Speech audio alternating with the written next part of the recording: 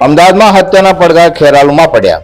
અમદાવાદની મણિનગરની 7th day સ્કૂલમાં વિદ્યાર્થીની હત્યાનો મામલો। ખેરાલુ સિંધી સમાજ પંચાયત દ્વારા મામલતદારને આવેદનપત્ર આપ્યું। સિંધી સમાજના નયન સંતાનીની વિધર્મી વિદ્યાર્થીએ હત્યા કરતા આવેદનપત્ર આપવામાં આવ્યું હતું। સ્કૂલ સંચાલકોને અને આરોપીઓને સજા થાય તેવી માંગ કરાઈ હતી। ખેરાલુ સિંધી સમાજના આગેવાનોએ રેલી યોજીને મામલતદાર કચેરીમાં આવેદનપત્ર આપ્યું હતું। નાયબ મામલતદાર વિક્રમભાઈ ચૌધરીને સિંધી સમાજના આગેવાનોએ આવેદનપત્ર આપી ન્યાયની માંગ કરી હતી। મોટી સંખ્યામાં સિંધી સમાજના આગેવાનો હાજર રહ્યા હતા। ગુનેગારોને તાત્કાલિક ધરપકડ કરી કઠોરમાં કઠોર સજા થાય તેવી માંગ કરવામાં આવી હતી। આ ઘાતકી હુમલામાં સામેલ તમામની ધરપકડ કરવામાં માગણી કરવામાં આવી હતી, જ્યારે ભોગ બનનાર પરિવારને ન્યાય અપાવવા તંત્ર પાસે પણ માંગ કરવામાં આવી હતી।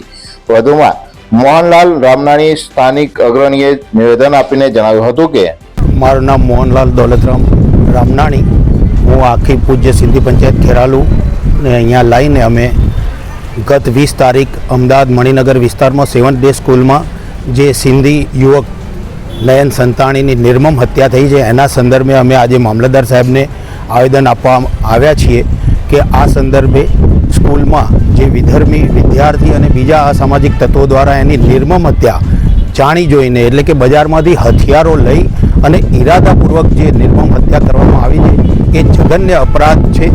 એના માટે અમે મામલતદાર સાહેબને નિવેદન આપવા આવ્યા છે, આવેદનપત્ર આપવા આવ્યા હતા કે આના અનુસંધાનમાં એ વિદ્યાર્થીઓ અને સ્કૂલનું મેનેજમેન્ટ કે જેને બહુ બેદરકારી રાખી અને એ બાળકને અડધો કલાક સુધી મરવા માટે મૂકી દીધો, એ સ્કૂલના મેનેજમેન્ટ અને જેમને અપરાધ આ જઘન્ય કર્યો છે એમને સખતમાં સખત સજા થવી જોઈએ।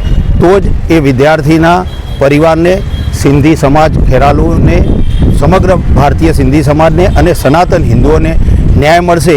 એના માટે અમે આજે આવેદનપત્ર આપવામાં આવીએ છીએ। એવી અમારી ખેરાલુ પૂજ્ય સિંધી પંચાયત અને સિંધી જે પણ સેવા મંડળો છે બીજા, એમના દ્વારા અમે રજૂઆત કરવામાં આવ્યા છીએ અને સાહેબને વિનંતી કરી છે કે અમારી આ રજૂઆત ન્યાયતંત્ર સુધી અને સરકારશ્રી સુધી મજબૂતાઈ રીતે પહોંચાડી અને અમને ન્યાય અપાવે।